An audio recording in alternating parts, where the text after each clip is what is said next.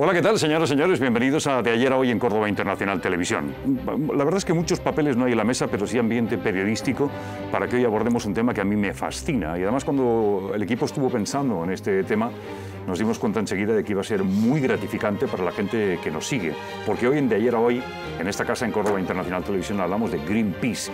Y para poder situarnos en el plano de Greenpeace, qué mejor que su director ejecutivo, que es Mario Rodríguez. ¿Cómo estás, Mario? ¿Qué tal? ¿Cómo estáis? Director ejecutivo de Greenpeace España. Sí. ¿Qué tal, don Mario? ¿Cómo estás? Pues muy bien, con muchos frentes abiertos, pero bien. Bueno, eso de estar con frentes abiertos nunca es malo, ¿no? Nunca es malo, es verdad. ¿O sí? Pues depende de cómo evolucionen, ¿no? Pero en principio, vamos, trabajo no nos falta, hay mucho que hacer. Otra cosa es que se remunere bien, que eso es lo... Bueno, eso ya no tanto, ¿no? Pero bueno, yo creo que aquí los que estamos en Greenpeace trabajamos por convicción y por principios y, bueno, pues tener en el futuro, en la mente, en un planeta verde y en paz es algo que te mueve. Magnífico lo que acabas de decir, planeta verde y en paz. Qué sencillo lo que has dicho y qué profundo a la vez, ¿eh? Sí. Vamos a ver, te insto, por favor, Mario, a que veas el vídeo con nosotros del ayer para hacer un poquito de historia y te pregunto sobre eso y por muchas cosas más, ¿vale? Vamos a ver.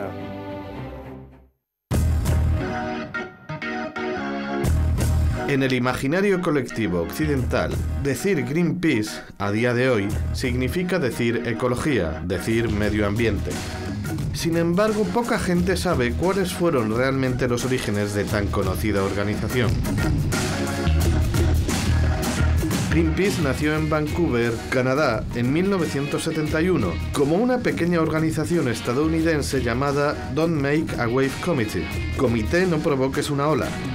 Su aspiración era simplemente evitar que el gobierno americano hiciera una segunda prueba nuclear en las Islas Aleutianas, en Alaska, lo que podría, según los estudios de la organización, provocar un maremoto.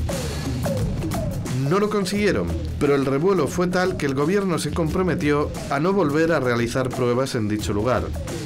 Este pequeño comité fue el embrión de la futura Greenpeace, que desde ese momento se centró en la realización de campañas en torno a 4 ejes fundamentales: ecología marina, atmósfera, energía nuclear y tóxicos. Este trabajo no ha estado exento de problemas graves. En Estados Unidos, sin ir más lejos, Greenpeace vio revocado su estatus de organización benéfica. Pero el acontecimiento más grave en su historia sucedió una medianoche del año 1985, cuando los servicios secretos franceses hundieron el buque insignia de la organización, el Rainbow Warrior, cuando éste intentaba evitar unas pruebas nucleares del país galo en el atolón de Mururoa, en el Pacífico Sur. El atentado se llevó la vida de un fotógrafo portugués que se encontraba a bordo.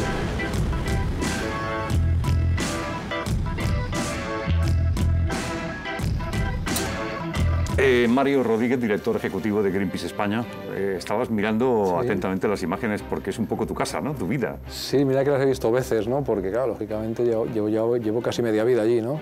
Y me siguen emocionando, ¿no? Quiero decir que el origen de Greenpeace fue muy simple.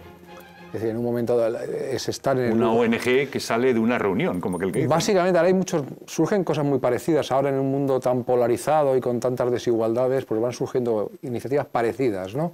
Y cuando Greenpeace se plantea, no se pueden seguir haciendo pruebas nucleares, ¿no? Llega allí, fracasa porque, bueno, era difícil llegar hasta allí en un pequeño barco de pesca que era el Phyllis Cormac, ¿no? Pero capta la atención de la sociedad, ¿no? Es decir, estás en el lugar donde se produce un problema... Y se pone todo el mundo a pensar, Eso ¿no? es, y señalas los responsables. Lo que hace Greenpeace es catalizar el debate y la conciencia global. Es decir, las acciones de Greenpeace normalmente no son un fin en sí mismo, es un medio para que la ciudadanía, de alguna forma, ponga el foco en problemas que normalmente pasarían desapercibidos porque no están en la cotidianidad, ¿no? de la vida. Y Mario, ¿qué hay? Explícame un poco, tras la fundación de Greenpeace, ¿qué hay? Bueno, básicamente es lo que pretende es una acción de denuncia, también de buscar soluciones. Y ¿qué hay? La ciudadanía. Realmente Greenpeace se sustenta en la independencia política y económica, es decir, no depender, sobre todo en el sustento económico, ni de subvenciones públicas, ni de apoyo de empresas. Qué difícil. Bueno, vive de pequeñas microdonaciones de la gente.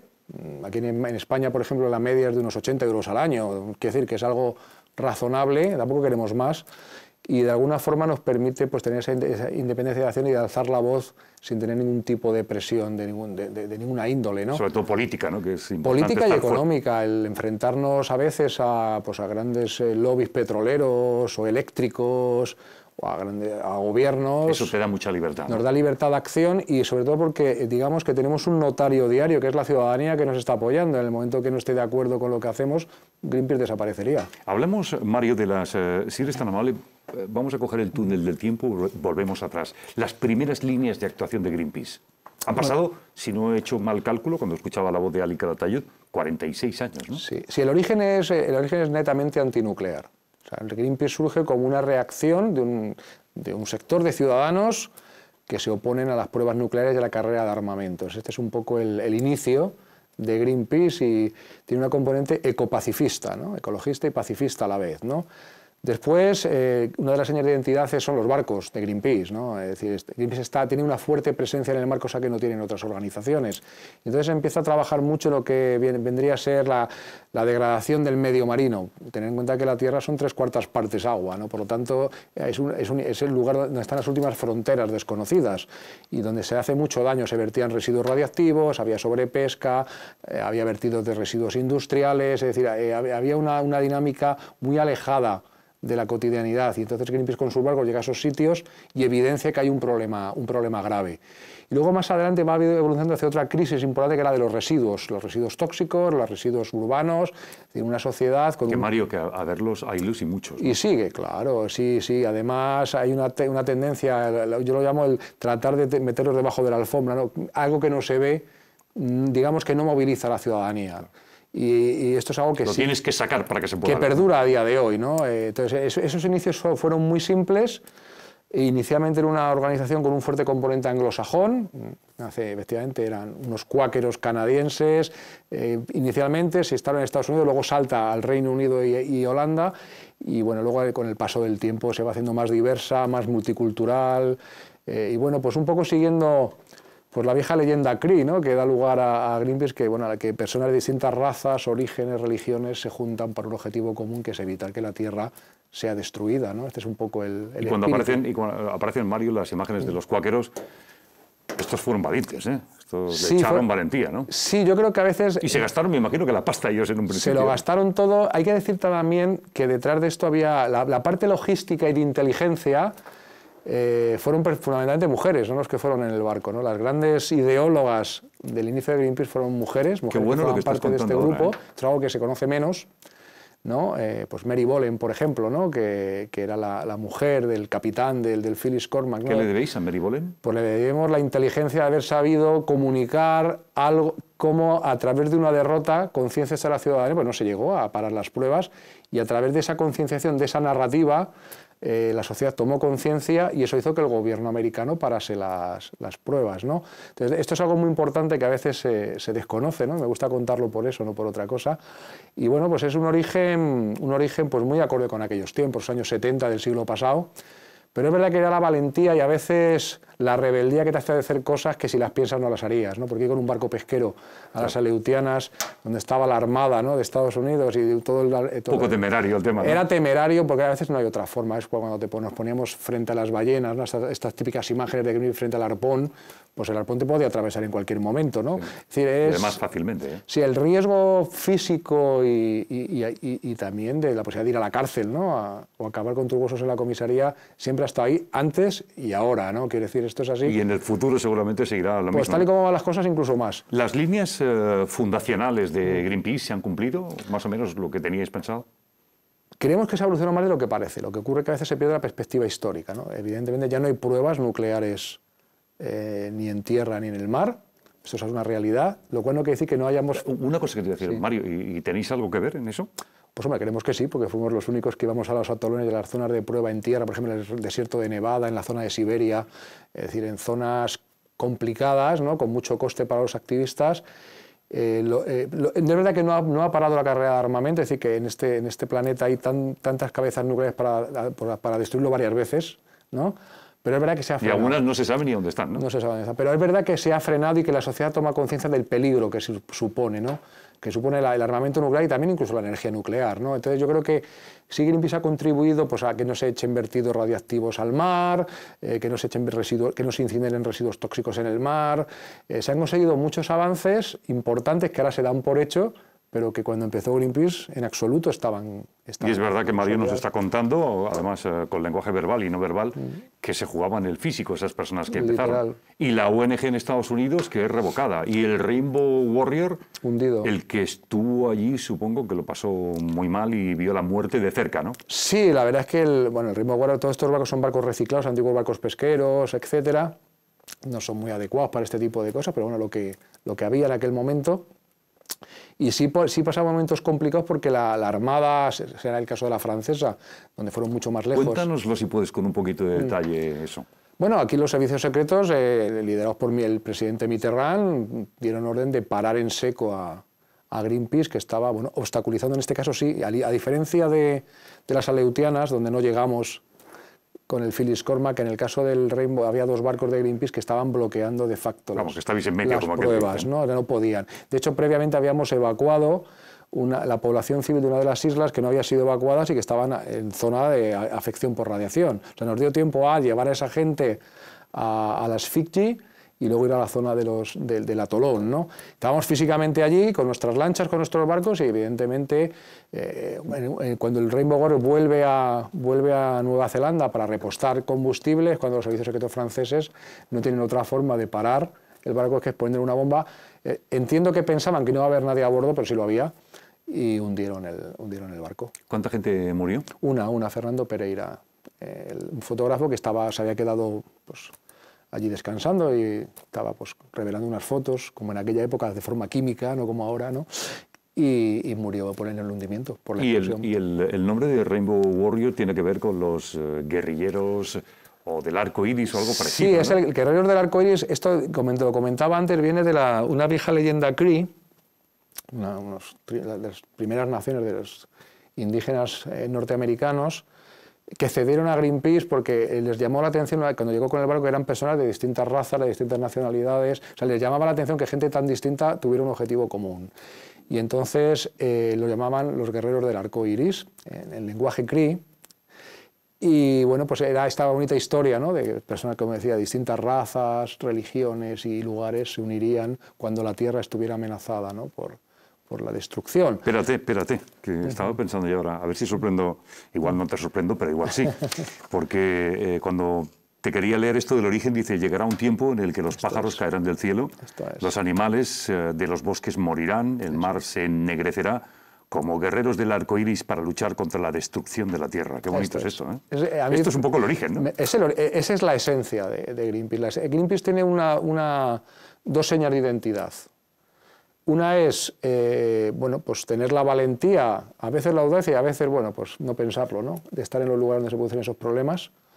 Y la segunda es, evidentemente, la multiculturalidad y el demostrar que en este planeta, da igual el lugar donde estés, la religión que profeses o la ideología que tengas, que hay un objetivo común y es que este planeta pues pueda estar al menos en las mismas condiciones que actualmente para las siguientes generaciones, al menos, que menos. Luego, ¿no? En el hoy voy a ser un poco demoledor, Mario, porque yo creo que las cosas han cambiado muchísimo y no sé en qué punto estamos, si podemos hacer que eso pueda retroceder, o por lo menos... Estamos en un momento crítico. Estamos en un momento crítico que luego me lo vas a comunicar, porque te voy a pedir de nuevo, Mario, que veas el vídeo del hoy, donde nos centramos un poco en el presente y futuro de Greenpeace y, sobre todo, captaremos tu atención para preguntarte cosas sobre el hoy. Fenomenal. Más de 40 años después de su creación, Greenpeace tiene hoy 28 oficinas regionales y nacionales en todo el mundo y está presente en 55 países. Su sede y consejo directivo se encuentran en Ámsterdam, en los Países Bajos. Entre sus últimos campos de actuación está la preservación de los bosques primarios, el enfrentamiento con flotas balleneras como la japonesa o la islandesa, o iniciativas como Moda sin tóxicos. En nuestro país, sus activistas protagonizaron Ponte en Ruta, una marcha por el norte de España en septiembre de 2006 para promocionar las energías renovables. También el pacifismo se ha convertido en un eje fundamental de la organización. habiendo conseguido en 1996 que las principales potencias nucleares del mundo dejen de hacer ensayos con bombas atómicas.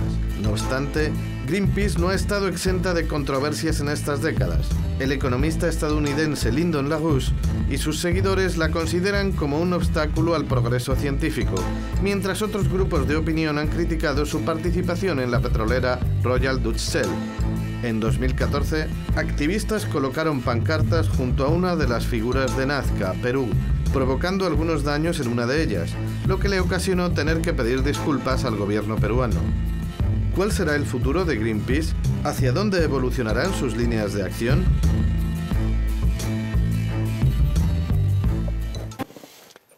Mario Rodríguez, la pregunta que tengo ahora en el hoy es la metodología de Greenpeace en estos 46 años, no me equivoco, ¿no? 46, sí. ¿no? ¿En qué ha cambiado? Ha cambiado mucho, ha evolucionado más que cambiar. Cuéntamelo todo. Básicamente, cuando Greenpeace inicia en los años 70, ¿no? del siglo pasado, su trabajo es una organización de denuncia. Básicamente denuncia y exige que lo arreglen. Los problemas se arreglen, que los gobiernos, las empresas que causan esos problemas lo arreglen. Y ahora me dirás que en el hoy otra cosa ya, ¿no? O más cosas. A mitad de camino introdujimos la necesidad de introducir soluciones. O sea, Greenpeace se dio cuenta que aparte de denunciar tenía que aportar soluciones, ya que quienes lo tenían que hacer no lo hacían, y por lo tanto las soluciones se retrasaban mucho. Entonces empezamos a introducir unidades científicas, economistas, expertos en distintos ámbitos. Perdona, Mario, para negociar eso hay que tener paciencia. Duro, sí, ¿no? Y en última instancia, ahora estamos en una fase en la que creemos que hay una especie de resurgir, de despertar de la ciudadanía que ha estado adormecida durante al menos 20 años, ¿no? Sobre todo en ciertas partes del mundo, ¿no? Y vemos que hay un resurgir global en el cual creemos que hay que trabajar en red, que Greenpeace sola no puede, ni Greenpeace sola ni ninguna organización. Esto significa no hacer todos lo mismo, sino que complementarnos y crear redes o tejer redes ciudadanas y crear equipos para poder abordar temas más globales. Igual que antes Greenpeace se oponía a las pruebas nucleares, si queremos luchar contra el cambio climático, que es la gran prioridad de los próximos años, lógicamente hay que tejer redes con otros tipos de organizaciones, con otros sectores económicos pues, más sensibles a estos problemas, con gobiernos que quieran cambiar, porque ahora lo que prima es la urgencia. Es decir, somos la generación que ya está experimentando, por ejemplo, los efectos del cambio climático, la única que puede solucionarlos. Esto es así. Los que vengan podrán adaptarse, podrán paliar los daños, pero quien puede solucionarlo es la generación que está viviendo o va a vivir los próximos 20 años.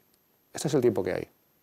Yo, cuando hablas con esa tranquilidad, Mario, director ejecutivo de Greenpeace, te admiro muchísimo, porque fíjate con todo el follón que tenéis montado y con la tranquilidad que hablas, con la naturalidad, como si fuera fácil, y de fácil no tiene nada, ¿no? Bueno, yo siempre he dicho que en Greenpeace es un conjunto de gente corriente que lucha por unos principios, ¿no? Es verdad que estamos bien formados, que hay gente de todas las disciplinas, y como gente corriente, pues, y como yo suelo decir, de derrota en derrota hacia la victoria, ¿no? Que es lo que ha hecho Greenpeace siempre, es ese factor, ¿no? De riesgo, de decir, no sé si voy a ganar o no, pero quieto no me voy a estar. Bueno. Los retos son muy grandes, a veces ganas, a veces no, pero lo que no puedes hacer es estarte quieto. Sí, pero Mario, ¿cómo se aprende a perder? ¿Cómo se aprende a perder? Teniendo muy claro dónde quieres llegar. Y teniendo, yo le llamo resiliencia, resistencia. Esto es una carrera de fondo. Está de moda la resiliencia ahora mismo. Sí, yo creo que la gente que aspira a solucionar problemas de índole global, como los temas ambientales, derechos humanos, etcétera, tiene que ser consciente de que es muy posible que en el transcurso de su vida no vaya a conseguir la meta, pero dejará el testigo a otro u otra, ¿no? Qué bueno. Este es el problema. O sea, yo creo que yo no sé hasta dónde llegaré y cómo llegaré, pero ni la gente compañeras y compañeros, pero de alguna forma nos en un principio que es bastante contundente y decir, no voy a estar quieto y voy a decir lo que tengo que decir, a veces en ámbitos más abiertos y en otros, y a veces en ámbitos más... No es lo mismo denunciar el problema del petróleo en Europa que en la Unión Soviética, antigua Unión Soviética, ahora Rusia. Debe ser un poquito más complicado, ¿no? O hablar de ballenas en Japón o en Islandia que hablar en España, porque las sociedades son diferentes. En todos casos hay que hablarlo en todos los lugares y siempre que la sensación de urgencia no nos paralice. Porque lo que puede ocurrir es que si digas, bueno, esto ya no tiene solución, ¿para qué voy a hacer nada? Claro. No, siempre hay algo que hacer. Siempre Qué bueno, me encanta escucharte así, porque yo creo que llega un momento en el cual hablabas del trabajo en equipo. Hablemos un poco de tu Greenpeace de España, ¿no? Las campañas, los socios, ¿cómo trabaja el Greenpeace de España? ¿Cuáles son los problemas que os acucian aquí? Bueno, aquí en España yo creo que está la idiosincrasia de España como tal, en el ámbito mediterráneo en el que se mueve, y una problemática muy específica que tiene, que también la trabajamos, y ahora te cuento, y luego las problemáticas que son más internacionales o globales. Nosotros estamos trabajando vamos a trabajar en 3 ámbitos. Estamos trabajando en 3 ámbitos que se salen un poco de la estructura convencional de trabajo del pasado. O sea, sí es verdad que hay un eje que es prioritario globalmente, que es el cambio climático por la urgencia. El cambio climático tiene muchas variables. No solo es cambiar a renovables, es hablar de justicia climática, es hablar de derechos humanos, de conflictos asociados, ¿no?, al cambio climático. Por eso trabajan los científicos, los abogados, todo el mundo junto ahí, ¿no? Es una cadena, ¿no? Nosotros, en contra de lo que aparentemente pueda parecer, los activistas son una parte de la cadena. Pero luego hay un montón de gente, digamos, que no se ve, que está trabajando en elaborar informes, investigaciones, alternativas, donde se puede generar empleo, qué alternativas hay para los mineros, qué alternativas hay, pues, para el sector de la pesca industrial, es decir, buscando de alguna forma una transición justa para que no paguen los débiles en ese cambio, que es lo que suele pasar, ¿no? Has dicho una cosa además muy interesante, que era buscando soluciones. Claro, esto es importante. Nosotros cuando nos encadenamos a alguna fábrica contaminante, o como salen las imágenes, ¿no?, estamos delante de un ballenero, delante de un barco que está quemando residuos tóxicos, le estamos diciendo, no hagas esto porque se puede hacer otra cosa. Que esta es la evolución natural que ha habido. Quizá lo único importante en el momento presente es tomar conciencia de que la organización por sí sola, aunque tiene una red amplia por todo el mundo, ¿no?, ubicando las oficinas geoestratégicamente, donde hace falta, ¿no?, realmente nos hemos dado cuenta que hace falta tejer esas complicidades y es imposible afrontar estos retos solamente como una organización aislada. Esa pregunta, Mario, que te voy a formular ahora, sí. Director ejecutivo de Greenpeace, me ha venido a la cabeza como un tiro, no estaba en la escaleta, pero me ha venido a la cabeza cuando veía la gente que se sube a esos edificios, a esos barcos, a esos pozos petrolíferos, a esas plataformas. ¿Qué piensa cuando se está jugando el pescuezo? ¿Qué dice?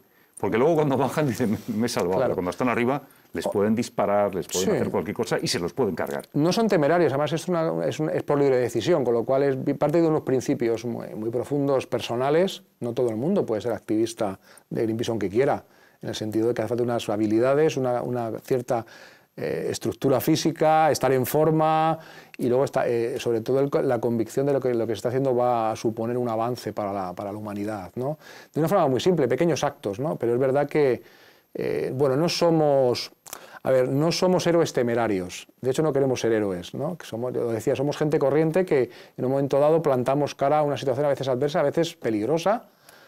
Pero bueno, esta estructura que tiene de acción pacífica, no violenta, con cámaras filmando, es decir, evidentemente no estamos locos, ¿no? Y aquello que no se conoce o aquello que no puede ser transmitido a través de los medios de comunicación, es una tarjeta de seguridad, ¿no? Es decir, en el momento que hay una cámara, pues ni la policía se comporta igual, ni los guardias de seguridad se comportan igual, ni los que están en el barco se comportan igual. Parece que el gran ojo lo puede todo, ¿no? Bueno, de alguna forma, por lo menos se va a saber. Claro. Y esto no significa que te vaya a evitar todos los riesgos que asumimos, pero bueno, es una decisión personal e intransferible que es la que mueve al activista. Yo creo que la fuerza de Greenpeace reside sobre todo en el pequeño gesto de subirse, como tú dices, a una chimenea, a una central nuclear con una pancarta y decir, esto está mal y no me voy a bajar de aquí. Claro. Nada más, no hacemos más. O sea, que decir, nadie se siente amenazado por esa acción, pero nos tienen que bajar.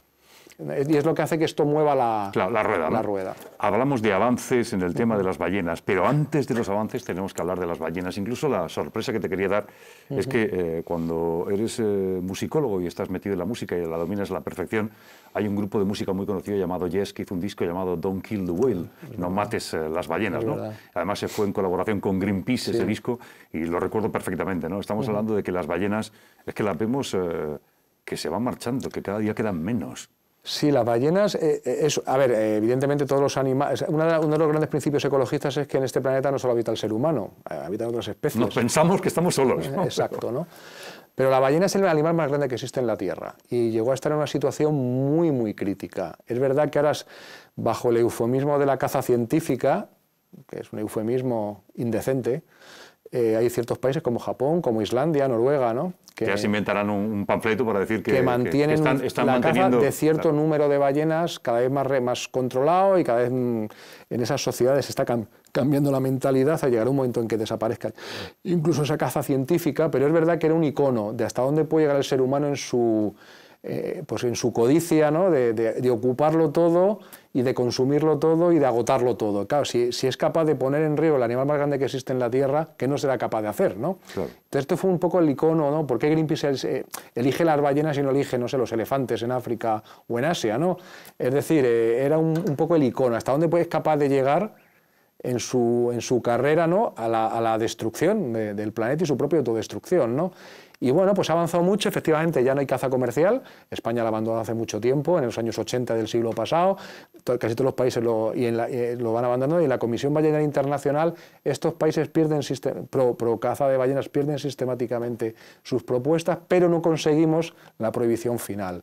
Llegará pronto, pero no ha llegado todavía. Cuando dices llegará pronto, ¿qué significa? Cada vez estamos más cerca, siempre nos quedamos a 8 o 10 votos. Pendiente de una firma final. De 8 o 10 votos de países que a veces pues son, digamos, convencidos, por decirlo suave, comprados, con ayudas, ¿no? al desarrollo, pequeños países, ¿no? del Pacífico, etcétera, que tienen voto y que bueno, pues consiguen que las votaciones no tengamos la mayoría, o sea, es una mayoría no cualificada, son 3/5 partes. Ganan siempre las votaciones de prohibición, pero no lo suficiente. Claro. Entonces ese es el problema en que estamos, pero bueno, digamos que se ha reducido drásticamente, ¿no? la matanza de ballenas. Estamos hablando con Mario Rodríguez, el director ejecutivo de Greenpeace España. Es un auténtico placer. Ya dos últimas preguntas que te voy a hacer. Una que no te puedes ni siquiera imaginar que te la voy a hacer, pero para un periodista siempre es fundamental. ¿Qué es eso, Mario, que hace mucho tiempo que no cuentas o que no has dicho, que es un pequeño secreto a voces, que me lo podías contar aquí ahora? ¿Algún secretillo de Greenpeace? ¿Estáis en algún... tramando algo, a punto de encaramaros a una central? Sí, estamos tramando... Cuéntamelo, lo que no le has contado a nadie últimamente. Lo que no cuento ni en mi familia siquiera, ¿no? Porque yo creo que hay cosas... Entonces es una super primicia ya. No, básicamente estamos preparando cosas ya para marzo. ¿Cómo qué? Dime una. Algo. Es que esas cosas no se pueden contar. Algo, una pistilla, que os encaramáis de nuevo a alguna central nuclear. Bueno, nos encargaremos alguna cosa, pero no nuclear. ¿Pero vais a ir a subir? Ya. Sí, porque yo creo que hay momentos críticos en que hay que decir basta. Entonces tenemos varias cosas ahora ya previstas, fundamentalmente para concienciar y catalizar sobre ello, ¿no? Yo creo que... ¿Os vais a encaramar las barbas de Trump? Ya lo hicimos recién elegido en la Casa Blanca. No creo que Greenpeace caiga muy simpático a Trump, ¿no? No creo, no está muy contento con nosotros, nos han dicho. Pusimos una pancarta gigante en una grúa justo encima de la Casa Blanca, que no les gustó. Que no le gustó mucho, ¿no? Y la época Trump es un shock planetario, ¿no? Pero yo creo que va a tener también un efecto positivo. O sea, el Trump, que es impredecible, puede generar unas ciertas sinergias y sintonía entre la sociedad civil de distintos países. ¿Una acción-reacción? Globalmente, que todavía está por ver, pero que en Estados Unidos ya se está produciendo. Estados Unidos es un país mucho más complejo. El pueblo americano no es Trump y ya se está produciendo. La reacción desconocida hasta ahora, cuando vimos aquella mega manifestación de mujeres pues, imitando al mismo nivel que la que se hizo cuando Martin Luther King por los derechos civiles, eso ha hecho que despierte ese pueblo americano, y está pasando también en otros lugares del mundo.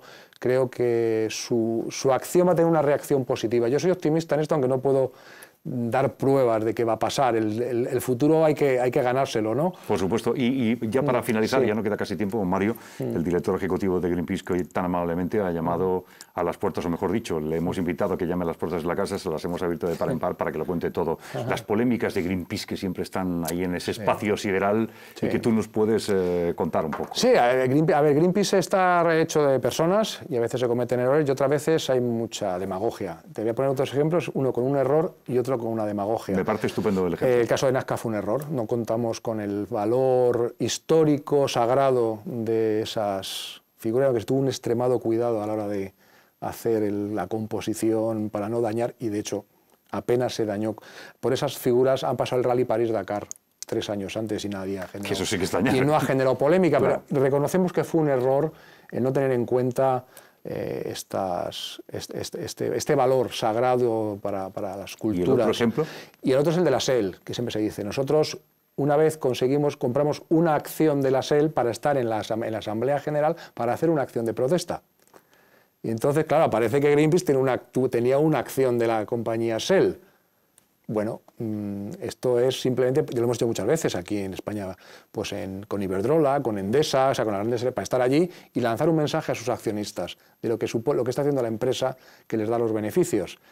Esto es un poco luego hay cosas que forman parte de la iconografía y la mitología de gente interesada en desprestigiar la reputación de Greenpeace. Esas las rechazo de plano, son falsas, y otras que sí, como el caso de Nazca, que fue un error de cálculo y una falta de respeto que no se puede volver a repetir. Me encanta cómo hablas, Mario, con la naturalidad que hablas. Cuando se encaja un error, se encaja. Pero si las cosas y los beneficios son grandes para la ONG Greenpeace y también se han hecho cosas buenas, yo creo que tampoco hay que pensar en lo malo, que es una millonésima parte de las unidades que estamos hablando. Mario Rodríguez es el director ejecutivo de Greenpeace España. Mario, éxitos, que siga en el futuro con la misma potencia y con esa simbología que a todos nos encanta, y si se cometen errores, los seres humanos cometemos muchos errores y yo soy el primero que lance la primera piedra. Así que gracias, Mario. Gracias, hasta la próxima. Un placer. Nos tenemos que marchar de este programa de Córdoba Internacional Televisión, de ayer a hoy con Greenpeace. Además, no lo hemos hecho con cualquier persona de Greenpeace que estaría seguramente cualificada para hablar con nosotros aquí, sino con el director ejecutivo de su casa, de la casa en España, que nos ha contado un montón de cosas y habla muy tranquilo, muy relajado. Le deseamos lo mejor a Greenpeace, como a todos ustedes, que supongo que se han quedado media hora viendo el programa televisivo y se han quedado prácticamente hipnotizados. Ojalá haya sido así. Como decía Luther King, esto es un sueño que hemos tenido. Ojalá que ustedes se hayan quedado hipnotizados delante del televisor. Hasta la próxima. Muchas gracias.